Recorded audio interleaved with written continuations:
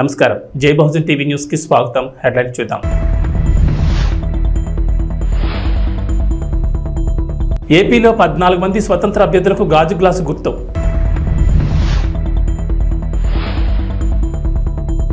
ఏపీలో TDP rebels ను suspend చేసిన అధిష్టానం.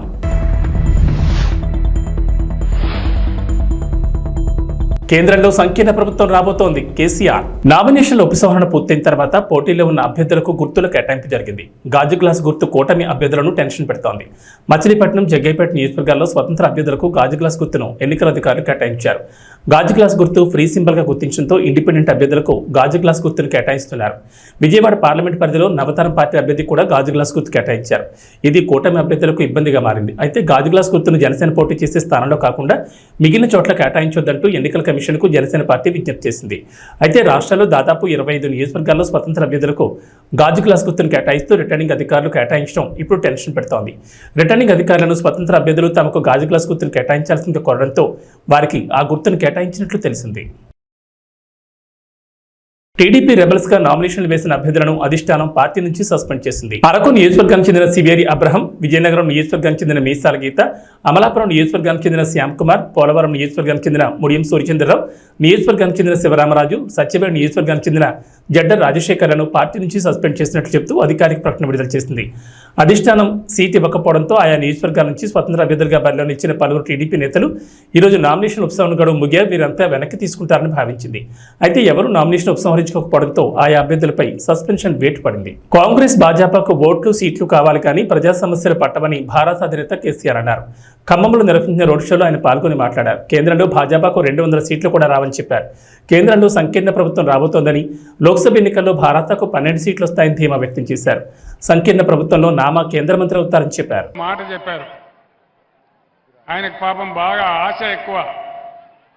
నా రాష్ట్రం బాగుపడాలా, నా జిల్లా బాగుపడాలా అనే ఒక ఉబలాటంతో ఆయన కొంచెం ఆరాటపడతా ఉంటారు.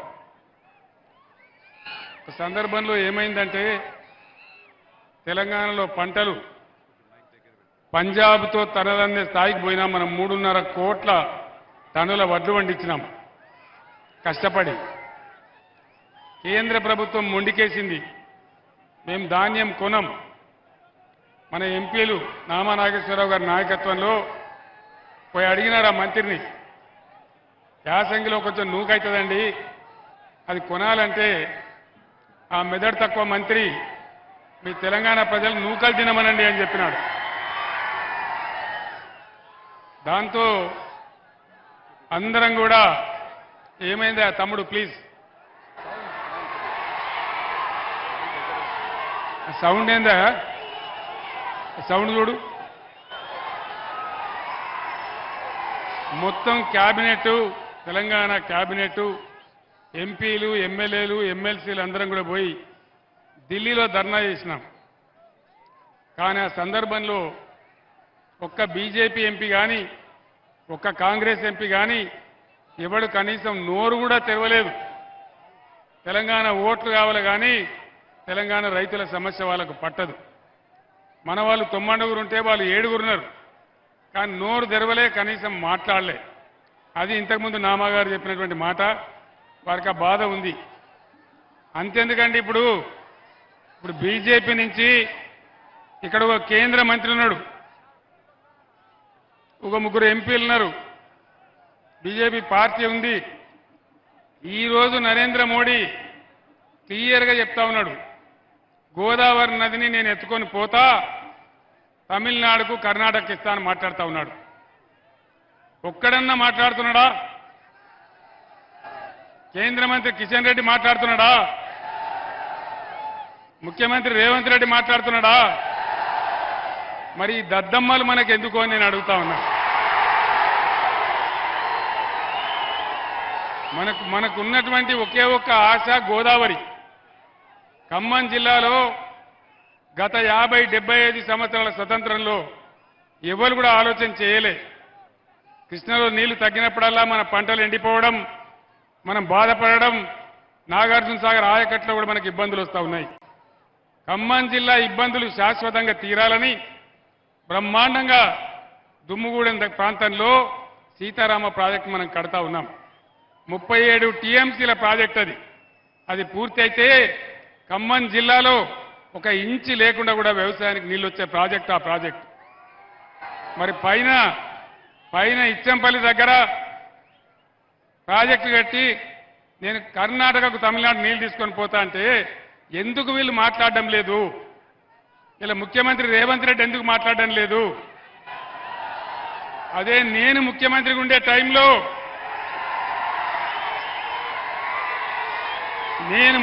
ఉండే టైంలో నరేంద్ర మోడీ గారు ఇదే ప్రతిపాదన తెచ్చిండు. నేను చెప్పిన ఎట్టి పరిస్థితులలో మా రాష్ట్రానికి వచ్చే నీళ్ల లెక్క తేల్చేదాకా, మా వాటా మాకు అక్కడ పెట్టేదాకా నా తల తెగిపడ్డా సరే నేను ఒప్పుకోను అని చెప్పిన. అది బీఆర్ఎస్ పార్టీ పాలసీ. మరి వీళ్ళకి ఓట్లు కావాలా, సీట్లు కావాలా, కేంద్ర మంత్రులు కావాలా, కానీ మన సమస్యలు, మన ప్రధానమైనటువంటి సమస్యలు, మన నీళ్లు, మన పంటలు, మన రైతులు వీళ్ళకి పట్టదు. నేను ఒక్కటే మాట మీకు మనవి చేస్తా ఉన్నా. కేంద్రంలో బీజేపీ 400 సీట్లు, 370 సీట్లు గోవిందా, ఏం వస్తలేవు. 200 కూడా దాటే పరిస్థితి లేదనేది మొత్తం యావత్ ప్రపంచం కోడైకూస్తా ఉన్నది. నేను మీకు ఒక మంచి మాట చెప్తా ఉన్నా. ఈసారి రాష్ట్రంలో ఇప్పుడు నేను ఎక్కడికి పోయినా, ఇవాళ 6వ రోజు, ఎక్కడికి పోయినా ఇదే పద్ధతిలో ప్రజలు బ్రహ్మరథం పడతా ఉన్నారు. దాదాపు 12 పార్లమెంట్ సీట్లు మనం గెలవబోతా ఉన్నాం.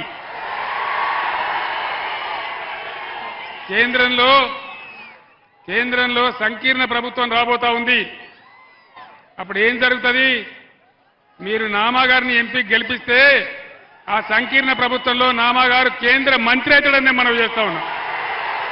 తెలంగాణ 10వ తరగతి వార్షిక పరీక్షా ఫలితాలు ఇవాళ విడుదలయ్యాయి. ఉదయం 11 గంటలకు బషీర్బాగ్లోని ఎస్సీఆర్టీ కార్యాలయంలో విద్యాశాఖ ముఖ్య కార్యదర్శి బుర్రా వెంకటేశ్వర ఫలితాలను విడుదల చేశారు. తెలంగాణలో 10వ తరగతి పరీక్షలు మార్చి 18 నుంచి ఏప్రిల్ 2 వరకు నిర్వహించగా మొత్తం 5,08,385 మంది విద్యార్థులు హాజరయ్యారు. వీరిలో బాలురు 2,07,952 మంది కాగా బాలికలు 2,50,433 మంది ఉన్నారు. రాష్ట్ర వ్యాప్తంగా 2,676 పరీక్షా కేంద్రాలను ఏర్పాటు చేశారు. మరోవైపు పరీక్షలు జరుగుతుండగానే ఏప్రిల్ 3 నుంచి ఏప్రిల్ 13 వరకు 19 కేంద్రాల్లో పరీక్షా పేపర్ల మూల్యాంకనం జరిగింది. లోక్సభ ఎన్నికల కోడ్ వచ్చినప్పటి నుంచి తెలంగాణలో ఇప్పటి వరకు 202 కోట్ల విలువైన సొత్తును స్వాధీనం చేసుకున్నారు. 76.65 కోట్ల నగదును, 43.57 కోట్ల మద్యం, 29.62 కోట్ల విలువైన 118 కిలోల బంగారం, వెండి ఆభరణాలను స్వాధీనం చేసుకున్నట్లు అధికారులు ప్రకటించారు. అలాగే 26.54 కోట్ల విలువైన 13.86 లక్షల వస్తువులను స్వాధీనం చేసుకున్నారు. కేంద్ర హోంశాఖ మంత్రి అమిత్ షా వీడియో మార్ఫింగ్ కేసులో పలువురు తెలంగాణ కాంగ్రెస్ నేతలు, సోషల్ మీడియా విభాగానికి ఢిల్లీ పోలీసులు నోటీసులు జారీ చేశారు. హైదరాబాద్లోని గాంధీ భవన్కు వచ్చి కాంగ్రెస్ పార్టీ అధికార ప్రతినిధి Aslam Tasmeen, party social media incharge Manne Satish, ఆ పార్టీకి చెందిన నవీన్ శివకుమార్లకు నోటీసులు ఇచ్చారు. అమిత్ షా మార్ఫింగ్ వీడియోను ఎక్స్లో పోస్ట్ చేశారని ఢిల్లీ పోలీసులు ఆరోపిస్తున్నారు. ఈ నోటీసులపై వివరణిస్తామని రాష్ట్ర కాంగ్రెస్ నేతలు తెలిపారు. భాగంగా ఐపీసీ సెక్షన్లు 153, 153A, 465, 469, 171G, ఐటీ చట్టం సెక్షన్ 66 కింద కేసు నమోదు చేశారు. హోంమంత్రి అమిత్ షాకు చెందిన వీడియోలు మార్ఫింగ్ చేసి ట్విట్టర్, ఫేస్బుక్లో షేర్ చేసి ప్రజల్లో అశాంతిని రేకెత్తించేట్లు ప్రయత్నిస్తున్నారని ఎఫ్ఐఆర్లో పేర్కొన్నారు. ఢిల్లీ పోలీసులమని చెప్పి నీరజ్ చౌదరి ఇన్స్పెక్టర్ గారు వచ్చేసి మనకి మన్నె సతీష్, శివకుమార్, అస్మా తస్లీమా అనే ముగ్గురికి 91 సిఆర్పిసి కింద కొంత సమాచారాన్ని అందజేయవలసిందిగా ఒక కేసుకు సంబంధించినటువంటి నోటీస్ ఉన్నది తీసుకోవాలని చెప్తే కాంగ్రెస్ పార్టీ లీగల్ అడ్వైజర్గా, లీగల్ కౌన్సిల్గా, స్పోక్స్ పర్సన్గా నేను వాళ్ళ తరఫున నోటీసుని తీసుకోవడం జరిగింది. ఈ నోటీస్కి సరైనటువంటి సమాధానాన్ని మేము ఇవ్వటానికి 15 రోజుల గడువు కోరటం జరిగింది. ఈ 15 రోజుల గడువు కూడా వాళ్ళు కంప్లైంట్ కాపీని ఫర్నిష్ చేయడానికి subject to furnishing of complaint copy అని క్లియర్గా చెప్పడం జరిగింది. కంప్లైంట్ కాపీలో మనకి పూర్తి సమాచారం తెలుస్తుంది తప్పితే కేవలం వాళ్ళు ఇచ్చినటువంటి ఎఫ్ఐఆర్ నోటీస్తోనూ మాకు తెలియదు కాబట్టి అది చూసిన తర్వాత పూర్తిగా రెస్పాండ్ అవుతాం. ఏదేమైనప్పటికీ కూడా కాంగ్రెస్ పార్టీ ఎప్పుడు తప్పు చేయదు. కాంగ్రెస్ పార్టీ కెన్యాలో డ్యాం తెగిన ఘటనలో 42 మంది మృతి చెందారు. పలువురు బురదలో కూరుకుపోయారు. వారి కోసం అధికారులు గాలిస్తున్నారు. కాగా కెన్యాలో కొన్ని రోజులుగా అతి భారీ వర్షాలు కురుస్తున్నాయి. ఈ క్రమంలో ఓ డ్యాం తెగిపోయి అక్కడి జనాన్ని అతలాకుతలం చేసింది. నకూరు కౌంటీలోని మహియు పట్టణ సమీపంలోని డ్యాంలో నీటి ఒత్తడికి కట్ట తెగిపోయింది. ఆ నీరంతా సమీపంలోని ఓళ్లను ముంచెత్తింది. దీంతో పెద్ద సంఖ్యలో ఇళ్లు కొట్టుకుపోగా రోడ్లు తెగిపోయాయి. అంతేకాకుండా 42 మంది మృతదేహాలను అధికారులు గుర్తించారు. గత 5 ఏళ్లలో ఏ ఒక్క ప్రభుత్వ ఉద్యోగికి న్యాయం జరగలేదని టీడీపీ అధినేత చంద్రబాబు అన్నారు. సీఎం జగన్ వారి పాలిట రాక్షసుడిలా మారారని ధ్వజమెత్తారు. టీడీపీ కూటమి అధికారంలోకి వచ్చాక కాంట్రిబ్యూటరీ పెన్షన్ స్కీమ్ పై ప్రత్యేక విధానం తీసుకొస్తామని ప్రకటించారు. ఉద్యోగులకు న్యాయం చేస్తామని, పీఆర్సీ పింఛన్ సకాలంలో ఇచ్చి అండగా ఉంటామని వెల్లడించారు. ప్రజాగళంలో భాగంగా సోమవారం నంద్యాల జిల్లా డోన్ నందికొట్కూరులో జరిగిన భారీ బహిరంగ సభలో ఆయన ప్రసంగించారు. 5 ఏళ్లుగా సచివాలయానికి వెళ్లిన సీఎం 5 ఏళ్లలో ఒక్క పత్రికా సమావేశం కూడా నిర్వహించిన సీఎం జగన్ తప్ప దేశంలో మరెవరూ లేరన్నారు. సొంత ప్రయోజనాల కోసం కేబినెట్ను పెట్టుకుని పరిపాలన సాగిస్తున్నాడన్నారు. ఏం తమ్ముళ్ళు హుషారుగా ఉన్నారా?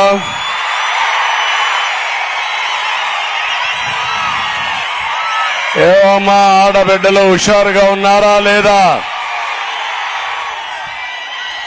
రాష్ట్రంలో దొంగలు పడ్డారు. ఆ దొంగల్ని పట్టుకోవాలి మే 13వ తారీఖున. ఏం తమ్ముళ్ళు సిద్ధమా అని మిమ్మల్ని అడుగుతున్నా. ఈ రోజు నేను ఇక్కడికి వచ్చింది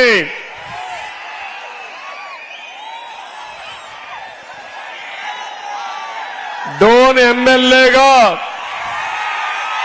సూర్యప్రకాష్ రెడ్డి గారిని గెలిపించమని మిమ్మల్ని కోరడానికి వచ్చాను.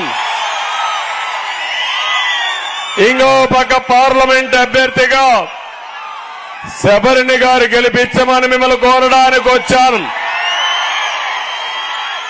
ఎన్నోసార్లు ఇక్కడికి వచ్చారు కానీ ఈ రోజు డోన్ అదిరిపోతా ఉంది. డోన్ లో సీన్ మారిపోయింది.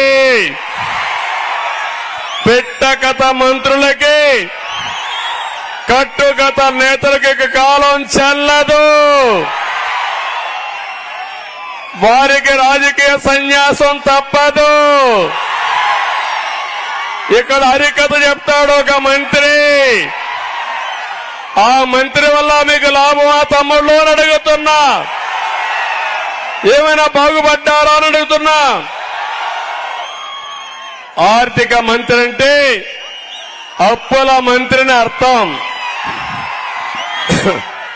అప్పులు చేసింది బుగ్గన, అప్పులు కట్టేది మీరు. అవునా కాదా?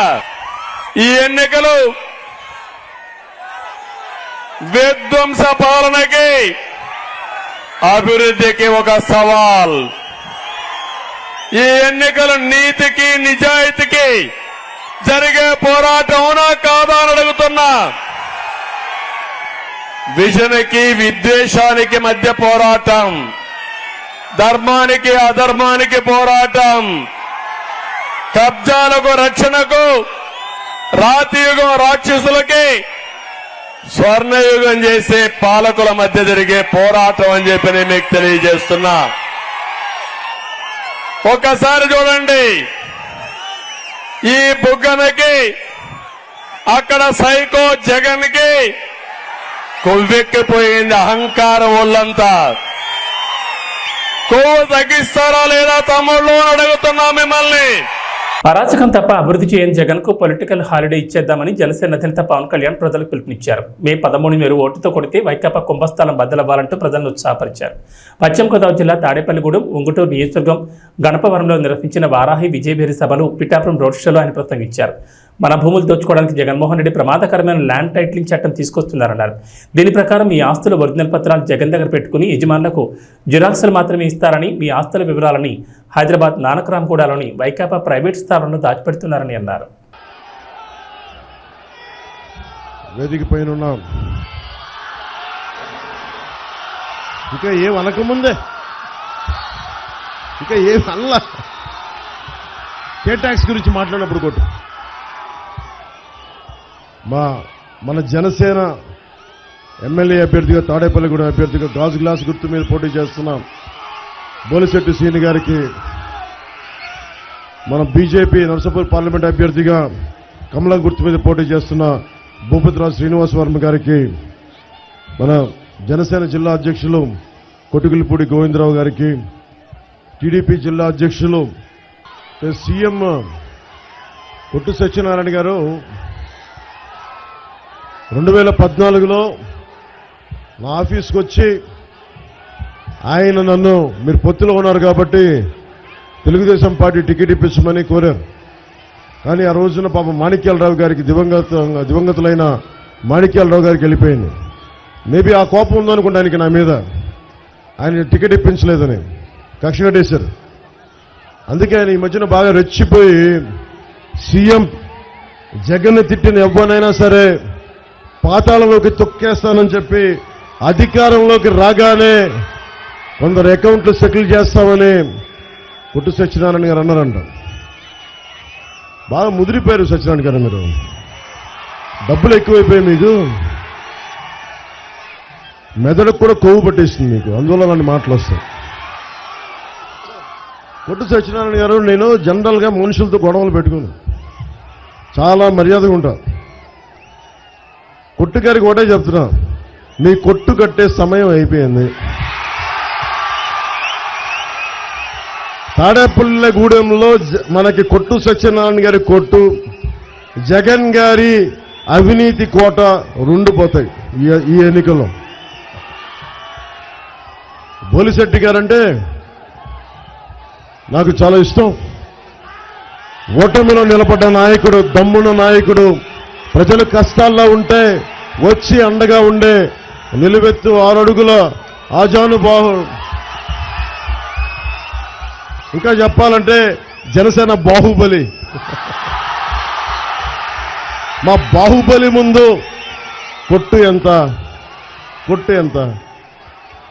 కొట్టు గారికి కూడా చెప్తున్నా, ఏంటి మన చిన్న ఇల్లు కడితే 5 లక్షలంట, పెద్ద ఇల్లు కడితే 10 లక్షలంట, ఇంకొంచెం పెద్ద ఇల్లు కడితే 20 లక్షలంట. సో కే ట్యాక్స్ ఎక్కువైపోయిందంటే తాడేపల్లిగూడెంలో వ్యాపారస్తులు ఎక్కువ జీఎస్టీ కట్టాలి, ఇన్కమ్ ట్యాక్స్ కట్టాలి, సర్వీస్ ట్యాక్స్ కట్టాలి. కే ట్యాక్స్ కూడా కట్టాలంటే ఎక్కడ కడతాం? కే ట్యాక్స్ని తీసేయడానికి ఒకటే, కూటమి ప్రభుత్వం అధికారంలోకి వస్తుంది జూన్లో. కొట్టుగారు మీకు కూడా చెప్తున్నా, మీకు కూడా కే ట్యాక్స్ విధిస్తాం, మీకు మీ కుటుంబ సభ్యులకి, మీ వర్గానికి కూడా కూటమి ట్యాక్స్ ఇస్తాం. మీ అందరికీ మా మోడీ గారి చేత మీకు ప్రత్యేకించి పెనాల్టీ వేయిస్తాం, అడ్డగోలుగా దోచేసినందుకు. కరప్షన్ చేసిన వాళ్ళు ఎవరిని వదిలేదు లేదు. ఇక్కడున్న విద్యార్థులు ఎంతమంది ఉన్నారు? మీరు ఇక్కడ చాలా మంది విద్యార్థులు ఉన్నారు. అందులో ఎస్సీ విద్యార్థులు ఎంతమంది ఉన్నారు? ఇక్కడ ఎస్సీ విద్యార్థులకి దాదాపు 27 పథకాలు తీసేశారు. 27 పథకాలు. అంబేద్కర్ విదేశీ విద్యా విధానం తీసేశారు. 27 దళిత పథకాలు తీసేశారు. ఇక్కడున్న విద్యార్థులకి మీకు ఫీజు రీయింబర్స్మెంట్ జరిగిందా? మీకు ఫీజు రీయింబర్స్మెంట్ జరిగిందా? మీకు ఫీజు రీయింబర్స్మెంట్ ఇవ్వరు, కానీ కొట్టు ట్యాక్స్ అయితే విధిస్తారు మనకి. పట్నంలోని రేపల్లె బస్టాండ్ వద్ద నిర్వహించిన సభలో సీఎం జగన్ పొన్నూరు నియోజకవర్గ అభివృద్ధి సమస్యలపై స్పందించకపోవడంపై ప్రజలు నిరాశ చెందారు. కూటమి నాయకులపై అవే మాటలు, అవే విమర్శలతో సరిపెట్టారు. సీఎం ప్రసంగంలో పసలేకపోవడంతో జనాన్ని ఆకట్టుకోలేకపోయారు. రాష్ట్ర రాజకీయాలపై ఆయన ఎక్కువసేపు మాట్లాడారు. సీఎం వేదికకు రాకముందే పార్లమెంట్ అసెంబ్లీ అభ్యర్థులు ప్రసంగించారు. గుంటూరు పార్లమెంట్ వైకాపా అభ్యర్థి కెలారి వెంకట్రోసే మాట్లాడుతూ తమ హయాంలో పేదల కోసం అనేక సంక్షేమ పథకాలు, అభివృద్ధి కార్యక్రమాలు నిర్వహించామని పేర్కొన్నారు. పొన్నూరు నియోజకవర్గంలో ప్రధాన సమస్యలను పరిష్కరించామన్నారు. పొన్నూరు అసెంబ్లీ వైకాపా అభ్యర్థి అంబటి మురళీకృష్ణ మాట్లాడుతూ మాజీ ఎమ్మెల్యే ధూళిపాటి నరేంద్ర కుమార్ నియోజకవర్గ అభివృద్ధికి చేసిందేమీ లేదన్నారు.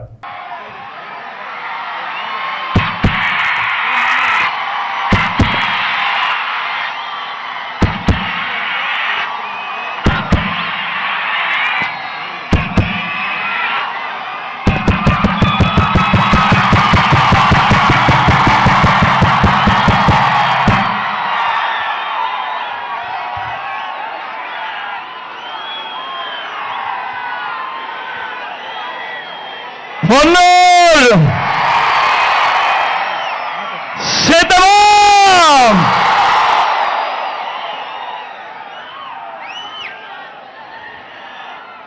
ఇంత మండుటెండలో కూడా ఇంతటి అభిమానం చూపిస్తూ చిక్కటి చిరునవ్వుల మధ్య ప్రేమానురాగాలు పంచిపెడతా ఉన్నా నా ప్రతి అక్కకు, నా ప్రతి చెల్లెమ్మకు, నా ప్రతి అవ్వకు, నా ప్రతి తాతకు, నా ప్రతి సోదరుడికి, నా ప్రతి స్నేహితుడికి ముందుగా మీ జగన్, మీ బిడ్డ రెండు చేతులు జోడించి పేరు పేరున హృదయపూర్వకంగా కృతజ్ఞత తెలుపుకుంటా ఉన్నాడు మీ బిడ్డ.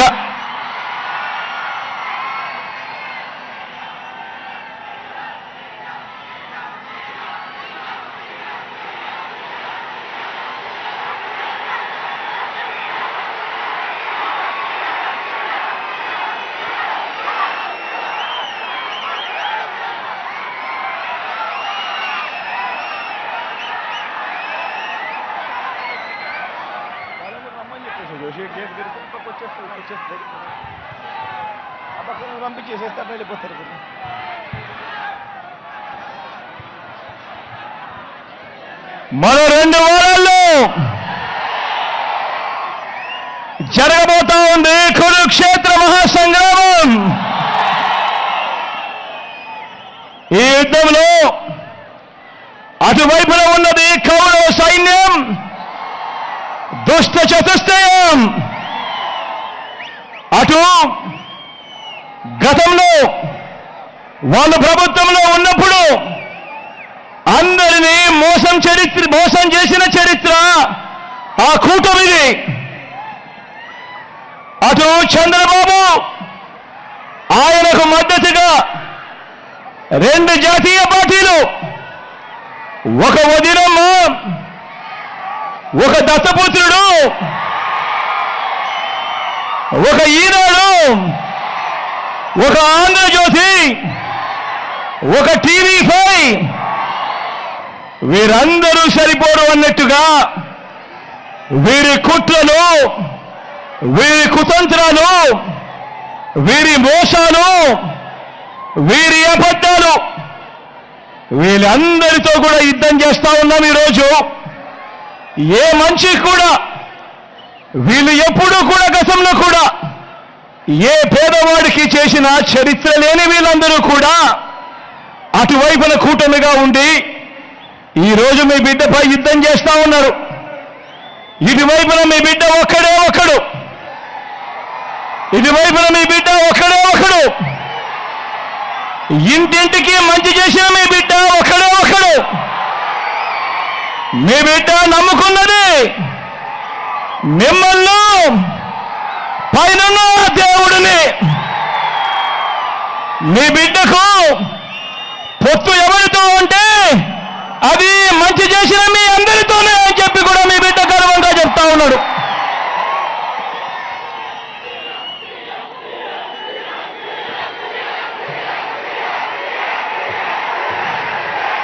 వేస్తూ ఇంటింటి ఒక్క అవకాశం అంటూ గద్దెనెక్కిన జగన్మోహన్ రెడ్డి రాష్ట్ర ప్రగతిని గోతులో పాతిపెట్టాడు. లక్షల కోట్ల హాంఫాట్ చేసి రాష్ట్ర ప్రజల నెత్తిన అప్పుల భారం మోపాడు. స్వర్ణయుగం రావాలంటే చంద్రబాబు సీఎం కావాలి. జగన్ మళ్లీ గెలిస్తే చీకటి వస్తుంది. జగన్ మళ్లీ అధికారంలోకి వస్తే ఏపీ ప్రజలు రాష్ట్రాన్ని వదిలి వెళ్లే పరిస్థితి వస్తుంది.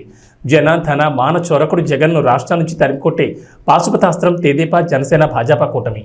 ఈ ఎన్నికల్లో ఓటర్లు బాణాలై వైకాపా పాలనకు చరమగీతం పాడాలని హిందూపురం ఎమ్మెల్యే నందమూరి బాలకృష్ణ పిలుపునిచ్చారు. బాలకృష్ణ సోమవారం రాత్రి చేపట్టిన స్వర్ణాంధ్ర సాకార యాత్రకు చిత్తూరు, బంగారుపాళ్యంలో అపూర్వ స్పందన దక్కింది. చిత్తూరు బైపాస్ రోడ్ నుంచి సంతపేట మీదుగా గాంధీ విగ్రహ కూడలి వరకు పసుపు దళం బాలకృష్ణకు జైజేలు పలికాయి. ఈ సందర్భంగా ప్రజలను ఉద్దేశించి బాలకృష్ణ మాట్లాడారు. చిత్తూరు ప్రజలందరికీ, పురవాసులకు, అలాగే రూరల్ మరి ముడిపాల నుంచి తరలి వచ్చిన అశేష ఈ జన సముద్రానికి, ఈ జన సందోహానికి, ఈ యొక్క రణగుణ ధ్వనికి, అలాగే హారతనిస్తూ తెలుగుదేశం పార్టీ విజయానికి నీరాజనాలు అర్పిస్తున్న తెలుగింటి ఆడపడుచులకు, యువతరానికి ప్రతినిధులు, యువతరానికి నాయకులు, భావితరానికి భారతదేశ మహాశక్తి అయిన యువతరానికి, తెలుగుదేశం పార్టీ నాయకులకు, కార్యకర్తలకు, ఎవడైనా దిగు బాబు,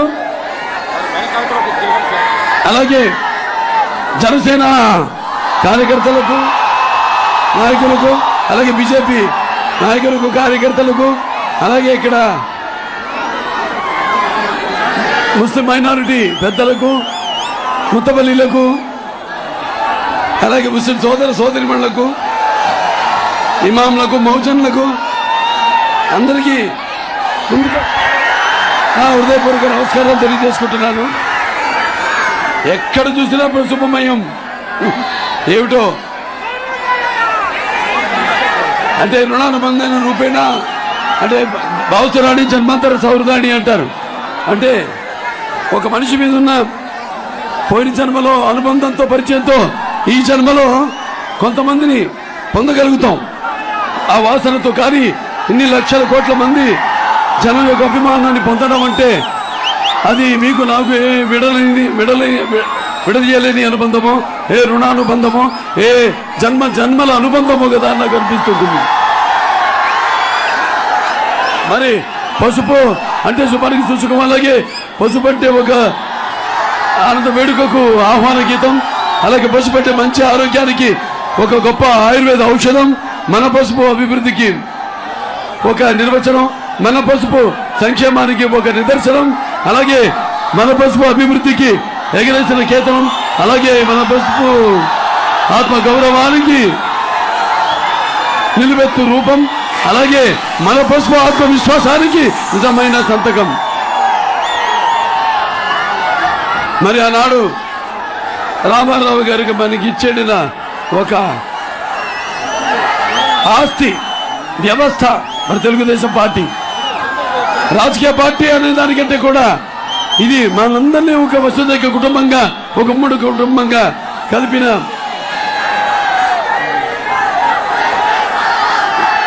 వ్యవస్థ మన తెలుగుదేశం పార్టీ. మరి ఆనాడు రామారావు గారు చలచిత్ర రంగంలో తిరుగులేని, మగటం లేని మహారాజుగా వెలుగుతూనే మరి ఆనాడు ఆయన ఈ యొక్క చలచిత్ర పరిశ్రమ నుంచి నిష్క్రమించి అలాగే ఈ రాజకీయ రంగంలోకి అడుగుపెట్టి మరి అంతవరకు ప్రతి తెలుగు బిడ్డ, తెలుగు మట్టి గడ్డ కూడా నేను తెలుగువాణ్ణి అని సగర్వంగా చెప్పుకునే దమ్ము, ధైర్యం, తెగువ, సత్తువ, అహంకారానికి బదులు పెట్టి, సానబెట్టి బయటికి తీసుకొచ్చి చెప్పించిన తెలుగు తేజం నందమూరి తారక రామారావు గారు. అలాగే ప్రతి తెలుగు బిడ్డ బొట్టు ఉడక ముందే రాజకీయ అవగాహన, చైతన్యం తీసుకొచ్చిన ఒక తెలుగు మహనీయుడు మన ఎన్టీ రామారావు గారు. ఆయన రాజకీయాల్లోకి వచ్చాక ఆయన ప్రవేశపెట్టిన పథకాలు ఎంతో సాహసోపేతమైనవి, అంతే అలాగే ఎంతో ఉపయోగకరమైనవి, సానుకూలమైనవి కూడా.